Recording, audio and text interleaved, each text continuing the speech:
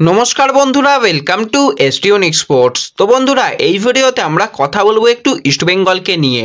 সামনেই রয়েছে ইস্টবেঙ্গলের সামনে কঠিন চ্যালেঞ্জ জামশেদপুর ম্যাচ। তো সেই ম্যাচ নিয়ে কীরকম পরিকল্পনা কোচ করছে সেই নিয়ে আমরা কথা বলবো। ইস্টবেঙ্গলের নতুন বিদেশি প্লেয়ার কত নম্বর জার্সি পেলো, তাকে আমরা কোন ম্যাচ থেকে দেখতে পাবো, এবং সে লাস্ট কোন ক্লাবে খেলেছে সেখানের অভিজ্ঞতা কী সেই নিয়ে কথা বলবো। এছাড়া সাউল ক্রিস্পো নিয়েও একটু আপডেট দিয়ে দেবো এই ভিডিওতে। তাই ভিডিওটা শুরু থেকে শেষ পর্যন্ত দেখার অনুরোধ করলাম। আর ভিডিও ভালো লাগলে ভিডিওতে লাইক দিয়ে চ্যানেলটাকে সাবস্ক্রাইব করে নিও, আর পাশের বেল আইকনটাকে মনে করে অন করে রেখো। আর ফেসবুক পেজ থেকে ভিডিও দেখলে ফেসবুক পেজটাকে ফলো করে নিও, তাহলে তোমাদের প্রিয় দলের খেলার সমস্ত আপডেট তোমরা এখানে পেয়ে যাবে। তো চলো আর দেরি না করে ভিডিও শুরু করা যাক। প্রথমেই যদি আমরা কথা বলি একটুখানি ইস্টবেঙ্গলের পরবর্তী ম্যাচ নিয়ে, তো ইস্টবেঙ্গল কিন্তু পরবর্তী ম্যাচ অ্যাওয়ে ম্যাচ খেলতে চলেছে 22শে ফেব্রুয়ারি সন্ধ্যা 7:30 থেকে। তো অনেক কিন্তু ইস্টবেঙ্গল সমর্থক এই জামশেদপুর ম্যাচটা দেখার জন্য জামশেদপুরে যাচ্ছে।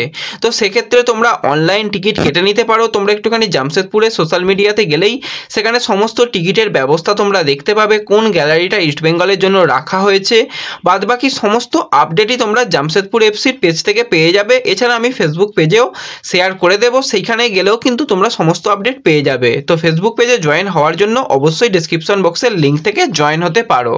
তো অবশ্যই আমি চাই অনেকেই ইস্টবেঙ্গল সমর্থক জামশেদপুরে যাক। জামশেদপুর খুব একটা দূরে নয়, তো সেখানে গিয়ে ইস্টবেঙ্গলকে সাপোর্ট করুক, কারণ এই ম্যাচটা খুবই ইম্পর্টেন্ট ম্যাচ হবে ইস্টবেঙ্গলের জন্য। কারণ পয়েন্ট টেবিলের দিকে তাকালে আমরা দেখতে পাচ্ছি জামশেদপুর তারা চলে এসেছে 6 নম্বর পজিশানে, ইস্টবেঙ্গলও কিন্তু 8 নম্বর পজিশানে রয়েছে। কিন্তু ইস্টবেঙ্গল দুটো ম্যাচ কম খেলেছে জামশেদপুরের তুলনায়। তো সেক্ষেত্রে যদি 3 পয়েন্ট ইস্টবেঙ্গল জামশেদপুরকে হারিয়ে পায়, তাহলে কিন্তু অবশ্যই পয়েন্ট টেবিলে 6 নম্বর পজিশানে গিয়ে একটা খুব ভালো জায়গায় থাকবে, কারণ গোল ডিফারেন্স +2 রয়েছে ইস্টবেঙ্গলের জন্য। তো এই কারণেই কিন্তু এই জামশেদপুর ম্যাচ খুবই কঠিন ম্যাচ হতে চলেছে। তো এরপর যদি একটুখানি অন্য বিষয় নিয়ে কথা বলি, তো তোমরা অনেকেই বলছিলে যে কিউএনএ আনার জন্য 20,000 সাবস্ক্রাইবার আমাদের কমপ্লিট হয়ে গেছে। তো কিউএনএর তোমরা কোশ্চেন করতে পারো ফেসবুক পেজে। আমি একটা পোস্ট ফেসবুক পেজেও দিয়ে দেবো এবং ইউটিউবের কমিউনিটিতেও একটা পোস্ট দিয়ে দেবো। তো সেই পোস্টে গিয়ে তোমরা সেখানে কমেন্ট করো, কোনো ভিডিওতে প্লিজ কমেন্ট করো না, তাহলে নিতে খুব প্রবলেম হবে তোমাদের কোশ্চেন।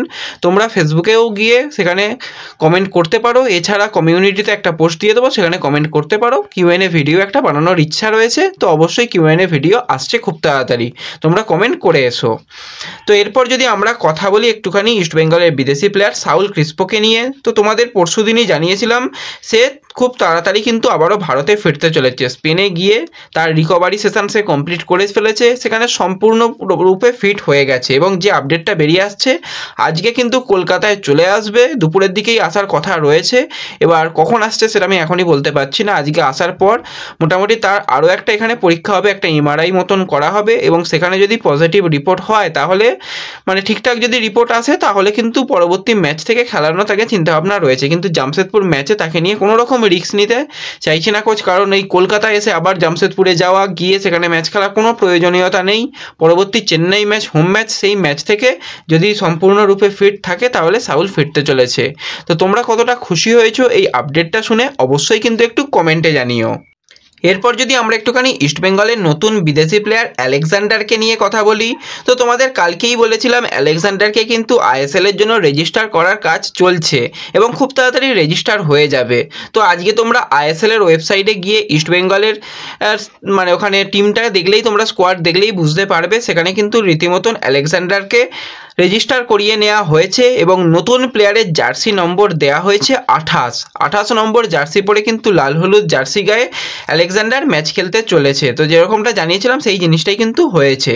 তো এরপর যদি আমরা একটুখানি কথা বলি এই আলেকজান্ডারকেই নিয়ে, তো আলেকজান্ডার লাস্ট খেলছিল কিন্তু সাইপ্রাসের টপ ডিভিশন লিগে ডোকসাতে। তো ডোকসাতে কিন্তু বর্তমানে খেলছে ইস্টবেঙ্গলে গত বছরে খেলে যাওয়া বিদেশি প্লেয়ার চার্লাম্বস কিরিয়াকু।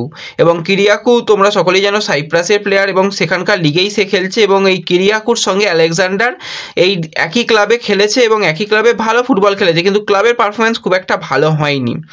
এবং আলেকজান্ডারের পারফরমেন্স কিন্তু ক্লাবের হয়ে খুব ভালো ছিল। সেখানে যেরকম রেটিং দেখা হলো, সেই রেটিং অনুযায়ী তার পারফরমেন্স ভালোই ছিল, খারাপ পারফরমেন্স নয়।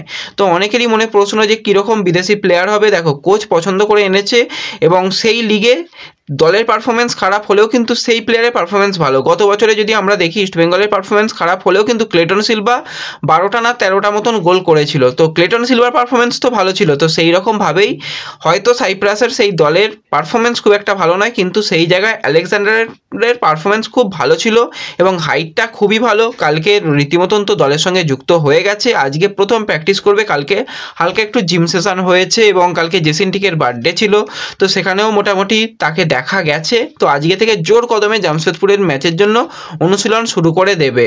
তো পরবর্তী জামশেদপুর ম্যাচ নিয়ে পরবর্তী ভিডিওতে আরও আলোচনা আসবে, সেইগুলো তোমরা অনেকে রিকোয়েস্ট করছো, আস্তে আস্তে আনার চেষ্টা করব। তো এই ভিডিওতে এইটুকুই ছোট্ট আপডেট শেয়ার করার ছিল। ভিডিও ভালো লাগলে ভিডিওতে লাইক করে দিও, চ্যানেলে প্রথমবার এলে চ্যানেলটাকে সাবস্ক্রাইব করে দিও, ফেসবুক পেজ থেকে ভিডিও দেখলে ফেসবুক পেজটাকে ফলো করে নিও এবং ভিডিও একটু সকলের সঙ্গে শেয়ার করে দিও।